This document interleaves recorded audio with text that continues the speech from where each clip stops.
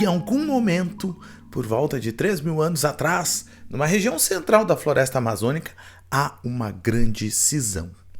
Os Tupi, grandes navegadores dos rios, agricultores e pescadores, também ancestrais dos povos da raça vermelha que haviam legado a eles os seus ensinamentos após o fim do ciclo Tupã, estes tupis acabam adquirindo um espírito dominador e mudam suas tradições de culto à Grande Mãe. E por algum motivo passam a acreditar que o Pai Sol lhes pede para dominar os 4 cantos do mundo.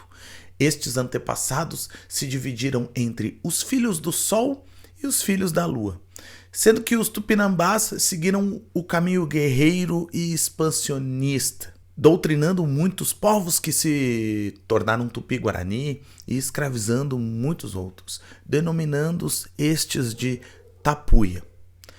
A migração Tupi da Amazônia deve ter durado por volta de 1.000 anos, atingindo um ápice populacional entre os anos 800 e 1000 da nossa era cristã, onde estudos genéticos sugerem que a expansão cultural deste grupo denominado Tupi-Guarani tem atingido uma população em torno de 5 milhões de habitantes neste período. Aliás, são diversas áreas que contribuem para os estudos acerca da origem dos povos Tupi e também quanto à sua dispersão.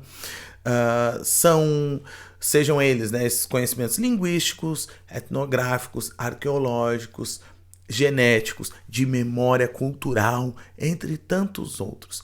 De fato, podemos pensar que talvez, até porque é difícil afirmar algo nesse campo, tá? Talvez tenha sido a pressão demográfica, ou seja, o aumento das populações Tupi na região amazônica, numa região que entre os rios Madeira e Guaporé, talvez este aumento da população em decorrência da sedentarização, que foi provocada por causa da agricultura, este aumento de população tenha forçado a saída destes grupos, que passaram a buscar regiões planas de fácil plantio, através da sua grande capacidade ali, de navegação. Essa busca acabou criando grupos distintos, como os Tupinambás e os demais Tupi-Guarani. Estes vão acabar saindo e vão se reencontrar lá na região por volta próxima ali aos arredores do Tietê, 1.000 anos depois. Agora, os caminhos que estes grupos Tupinambá e Tupi-Guarani em geral percorreram ainda são uma incógnita. Enquanto alguns estudos sugerem que a dispersão entre Tupinambás e Tupis-Guaranis tenha ocorrido já na região amazônica, outros estudos sugerem que a cisão dos caminhos, a divisão destes caminhos, tenha ocorrido mais ao sul, onde os Tupinambás vão percorrer o centro do Brasil e o litoral num sentido sul-norte, enquanto os Tupis-Guaranis se concentrariam na região sul-sudeste, em algumas áreas da Argentina e Paraguai. Uma outra evidência que surge com os estudos genéticos é de que há uma grande aculturação de povos nestes caminhos, ou seja, muitos Tupis-Guaranis eles vão se originar de outros povos não tupis que acabaram sendo cooptados por esta cultura tupi que saiu da floresta. Antes da chegada dos visitantes portugueses, o atual território brasileiro tinha uma visão de mundo predominantemente tupi. Os tupi, som de pé, dividiam essa terra em Tapuiretama, lugar dos tapuias, e Tupiretama, lugar dos tupi. Os tupis acabaram se dividindo em clãs e quando se estabeleciam em alguns lugares procuravam nomear o seu povo de acordo com os locais onde passavam. Porém, eles também se preocupavam em manter sua relação com os próprios antepassados. Por isso nós temos nomes como Tupinambá, primeiros descendentes dos Tupi-Guarani. Ou dos Tupi, no caso, Tupi-Guarani é Tupi-guerreiros. Tupiniquim, colaterais dos Tupi, que vieram dos Tupinambás. Aí a gente tem os Temiminós, por exemplo, os Tabajaras, que também têm estas origens. Para os Tapuias, eles procuravam dar nomes depreciativos, como Potiguar, comedores de camarão, ou seja, aqueles povos sem tecnologia, sem a capacidade de plantio. Goitacás, errantes, nômades, sem paradeiro certo. Apesar dessa grande diversidade de povos remanescentes dos Tupi na Tupiretama, né, nós podemos nos arriscarmos e descrevermos alguns elementos comuns a essa cultura geral Tupi ou destes ancestrais dos Tupi. A Tava, eu não sei muito bem se fala assim, tá? A aldeia, ela variava bastante, podendo ser um aglomerado de 50 pessoas até uma espécie de cidade com 3 mil. A moradia oca podia comportar até 100 pessoas, mas nem todas tinham a mesma função. A do chefe guerreiro era chamada de maloca, né? Casa do chefe guerreiro. Aliás, maloca na língua tupi não é assim, tá? Seria maroca. O L eles não tinham, o R forte, né? Rei também não, LH. Algumas palavras, né? Algumas pronúncias assim, né? Em tupi seriam impossíveis. Inclusive, eu falei errado lá no vídeo anterior, quando eu falava do Ayurapita. Não, seria Aivurapita, tá? O nome do termo da aula anterior, que seria a própria fala, né? Para os tupis. Bom, mas voltando, maloca, casa do chefe guerreiro, tá? A maioria eram malocas, a grande parte, né, das ocas ali eram malocas. Nós também temos, claro, né, ocas para as mulheres, que quando elas necessitavam ficar reclusas, tá? E para os homens, né, dependendo ali da tava. Eram construções, essas ocas malocas, né, eram construções feitas para durarem até 5 anos, onde a gente tem uma construção através do erguimento, né, de varas fechadas e cobertas com sapé, palha. Não era simples construir uma maloca. Em média, era necessário o envolvimento de 50 pessoas. E a mesma, né, esta maloca ou oca, depende, ela era internamente separada por nichos, onde se pendurava a ini, que é a rede, né, ou esteira. Lá dentro também a gente vai ver as igaçabas, né, os potes, as cuias, os nhempepós, as nhempepós, né, as panelas, as gamelas, os porongos, arcos, flechas, aves, animais. No centro da maloca ficava a tatarendaba, tá? A fogueira, sempre acesa. A gente não pode esquecer também que tinha o tipiti, que é um espremedor de mandioca, a urupema, que é a peneira grande, o puçá, que era para as pescarias, né? E o induá, que é o pilão. Geralmente a grande casa era destinada às reuniões dos tubaé, que eram os velhos que se reuniam nelas para falar sobre as caçadas, pescarias, guerras, né? Ou transmissão de saberes dos seus antepassados. Já as guaimí, né, as velhas, eram responsáveis por todo o trabalho doméstico, além da fabricação do cauim, bebida fermentada feita de mandioca, milho com frutas. Elas também eram responsáveis pelo velório dos mortos, pela recepção dos atuaçaba, né, os aliados, sócios, compadres ali de outras tavas. Elas também tinham que preparar os rituais antropofágicos, dividir a caça, a pesca e preparar, né, as reuniões. Os tuibaé e as guaimí tinha um papel central na transmissão do conhecimento, né? Pois os tupinambás e, de certa forma, os outros povos tupi-guarani, tá? Se baseavam no ekaturese, ou ekaturese, né? Aprender fazendo. Ou seja, desde criança, os membros da tava eram estimulados, né, aos aprendizados, sendo envolvidos nestas atividades cotidianas, imitando a tarefa dos adultos. Que eram tarefas, por exemplo, divididas por sexo, né, e idade. Era uma espécie de aprender juntos, por meio da dedicação, da observação e repetição das tarefas. Para o plantio, por exemplo, da mandioca ou do avati, né, o milho, era necessário saber escolher o solo, a época do plantio, a profundidade da cova, além das palavras e cânticos necessários para que brotasse ali, né, o alimento. Então, nós tínhamos sim um conjunto de aprendizados bem complexos aí, né? Dentre as cerimônias, havia uma importante, dedicada à Mãe Terra, que consistia em preparar uma bebida com base em cascas de fruta, onde armazenadas em uma igaçaba em formato de ventre, elas eram enterradas nos arredores da aldeia na noite de lua crescente, sendo retirada na noite de lua cheia, através de cantos e danças de reverência, né, e gratidão. Depois a gente vai ter um grande brinde coletivo e cada um vai beber um gole daquela bebida mágica que celebrava a prosperidade e a abundância que a Mãe Terra ofertava a seus filhos. Esse ritual, em muitos povos de origem tupi, estava associado à famosa cauinagem, a festa com a bebida, né, cauim. Apesar destas generalizações culturais, porque eu falei de elementos culturais presentes em praticamente todos os povos de origem tupi-guarani, né? Apesar disso, nós podemos dizer que sim, havia diferenças, né, que até mesmo eram bem profundas entre os grupos específicos tupinambás e os demais tupi-guarani.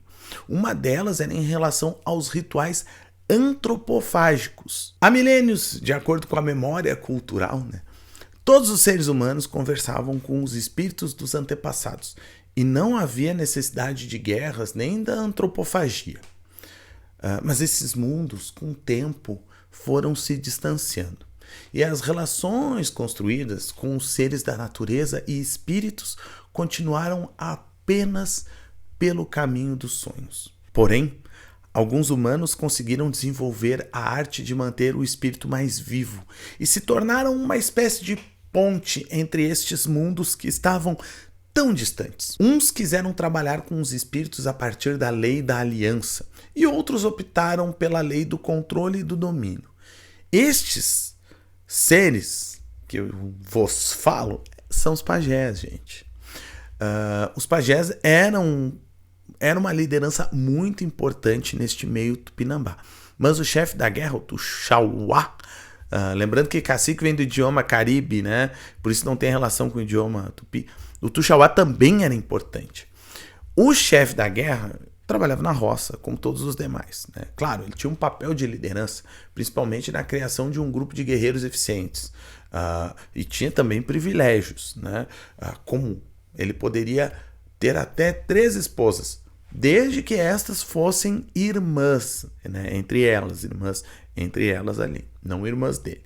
Geralmente a geração era segunda ou terceira geração de primo de segundo grau ou terceiro grau pelo lado materno, tá? Os casamentos no meio tupinambá ali. Porém aqui a gente tem que destacar uma diferença entre os tupinambás e os demais, né, tupi-guarani. Mesmo que alguns povos não tupinambás também tenham praticado antropofagia em dado momento. Como assim? Eu estou falando da relação com o canibalismo ou exocanibalismo. O exocanibalismo é aquele praticado somente com pessoas que não pertencem, né, à aldeia.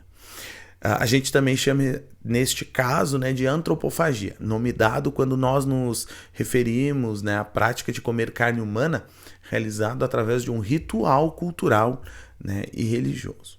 O consumo de carne de sua própria espécie, canibalismo, teve origem, né, a origem do seu nome vem em mais uma interpretação infeliz do Cristóvão Colombo, quando ele percebe essa prática entre os povos caribe, alguns destes povos, né, e aí dentro da sua tradução vai sair a palavra ali, canibal.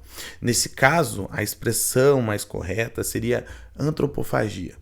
A antropofagia aborda o consumo de carne como um elemento ritualístico, não uma necessidade de dieta de tal povo. Não era uma preferência alimentar, era uma preferência religiosa, cultural. A diferença religiosa entre tupis, né, tupinambás e os demais tupis reside no fato de que nós temos dentro da cosmologia tupi-guarani, principalmente a Guarani depois, né, uma busca pela terra sem mal, cujo mito prevê a existência de um local indestrutível, em que a terra produz por si mesma os seus frutos e não há morte, mostrando uma busca pelo fim da sociedade e, consequentemente, das suas regras, né? Além de uma necessidade para buscar isso, né, de uma migração constante. É este o princípio da Terra Sem Mares que vai se constituir nas demais, né, populações tupi-guarani, principalmente no sul, sudeste, né, aqui do Brasil. Já para os tupinambás, nós temos a guerra como principal elemento cultural, né? Os tupinambás tinham dentro desta prática guerreira, realizada muitas vezes através de batalhas nos rios, com canoas, lanças, flechas, mas também em terra firme, com o uso de tacapes, né? Eles tinham nesta prática guerreira a ideia de vingança estabelecida. Aliás, a guerra era o grande motor da sociedade tupinambá. Ela definia quem podia casar, quem iria casar, a hierarquia social, né, da aldeia tupinambá, e ela também centralizava tudo através de um ritual bastante famoso, o ritual antropofágico. São os cronistas europeus que vão manter vivos os testemunhos destas práticas, que até hoje são estudadas e analisadas, né? Só que é meio impossível de entender completamente a realidade destes rituais antropofágicos aí.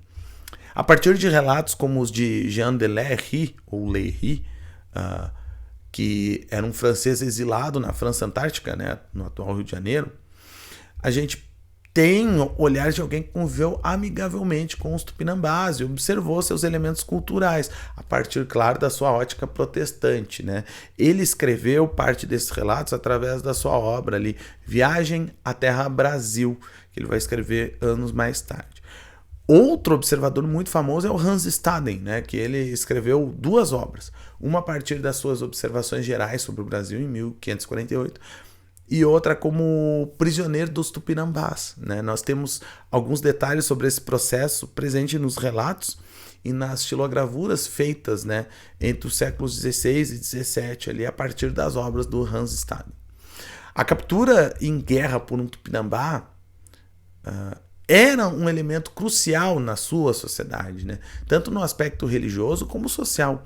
O ódio e a sede de vingança, né, que é fruto ali da batalha, encerrava-se logo depois, né, da captura do prisioneiro.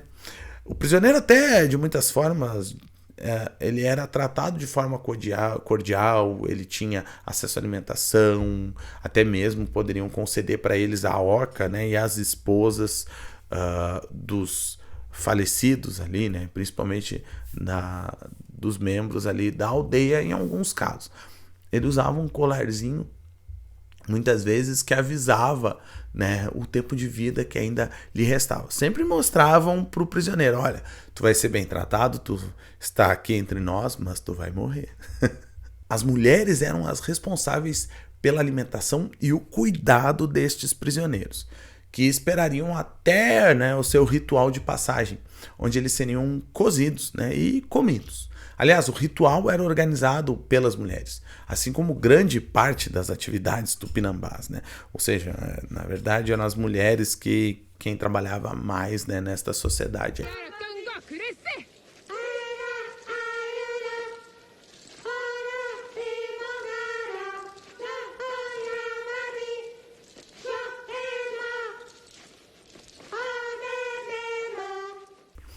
Bom, vamos lá, como é que funcionava isso daí? O preso era executado no início do ritual ali, né, que era marcado às vezes anos depois.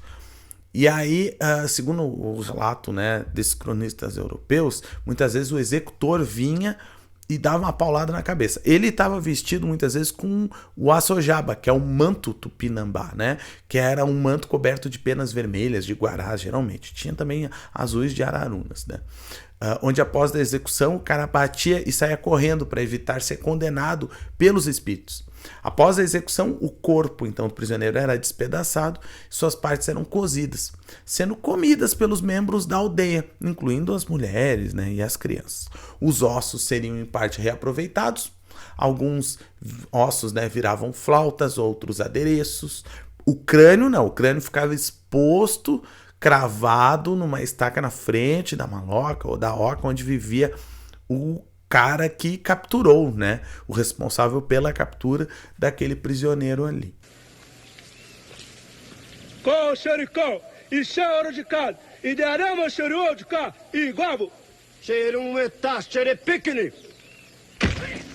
O tema é complexo. Podemos chamar de exocanibalismo, né, pois a prática ocorria apenas com membros de povos estrangeiros, mas também de antropofagia, devido ao seu caráter ritualístico. A prática mostra alguns elementos que ainda são debatidos, né? Nesse trecho do Hans Staden, que eu vou falar aqui para vocês, né, uma partezinha, nós podemos observar um pouquinho da mitologia tupinambá e se ela fazia ou não presente neste ritual, né? Durante isto, o Cunhambebe tinha à sua frente um grande cesto de carne humana. Comia de uma perna, segurou-a diante da boca e perguntou-me se também queria comer. Respondi: um animal irracional não come um outro parceiro, e um homem deve devorar um outro homem? Mordeu-a e então disse: Jauarai Xê, sou um jaguar, está gostoso.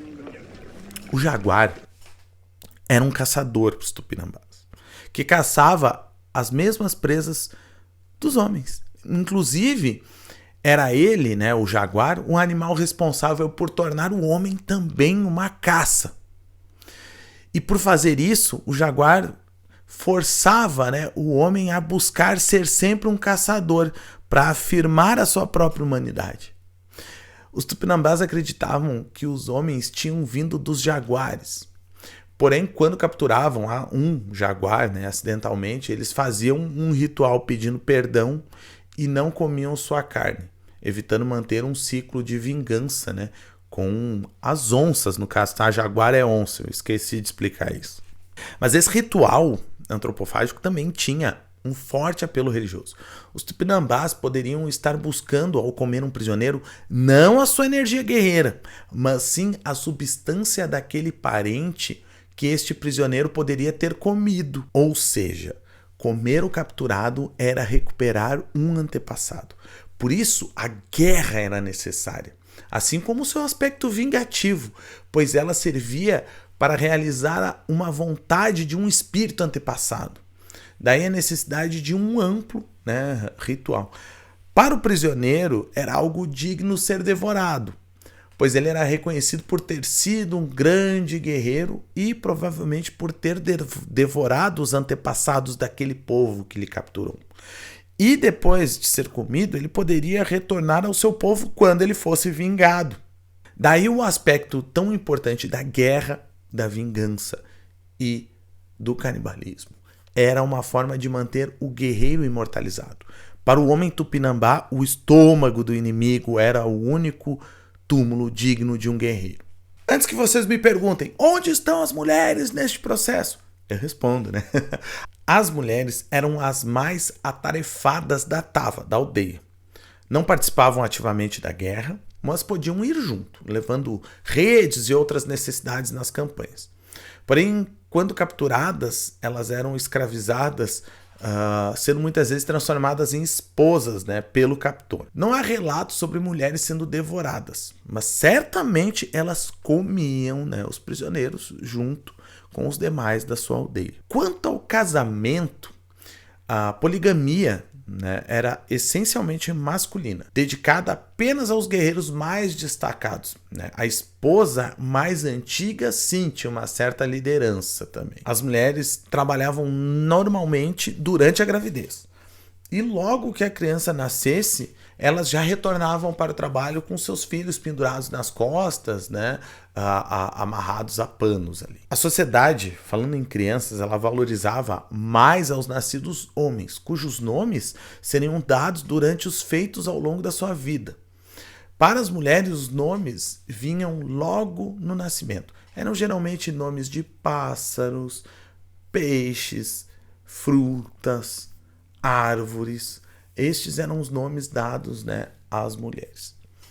A menstruação era um marco, onde um ritual mostrava a sua predisposição, né, da mulher ao casamento, através de marcas nas costas e inserção de dentes no pescoço. Um ritual doloroso para estas jovens, né? O casamento já não era um ritual festivo. O homem pedia a mão da jovem ao pai ou parente próximo, caso o pai já não estivesse vivo, né? E ao consentir, ele levava, né, a mulher para a sua maloca. Havia certa liberdade sexual enquanto solteira, tá? E possibilidade de divórcio também, de separação. Porém, como casada, a mulher não poderia trair o seu marido, sob pena de morte em alguns casos. Como eu já disse, né, era a mulher quem mais trabalhava ali na aldeia. Era através do cultivo, plantio, né, da colheita. As mulheres também eram as responsáveis por preparar o alimento, por construir os seus utensílios, né? A cerâmica era uma tecnologia produzida pelas mulheres. Elas também produziram, inclusive, as ocas, né, em conjunto com os homens. Elas participavam da construção. E também eram elas quem preparavam o cauim, né? Uma bebida fermentada ali, aquela bebida fermentada de mandioca ou milho, né? Onde as mulheres mastigavam, cuspiam ali, no caso a mandioca, causando um processo de fermentação ali, que após a fervura fazia a bebida ficar pronta, né, para os seus rituais. O homem dizia que ele não fazia isso porque o gosto ficava ruim, não era o mesmo. Gente, é isso. Eu espero que vocês tenham gostado. Qualquer dúvida, coloquem aí nos comentários. E até a próxima aula. Tchau, tchau.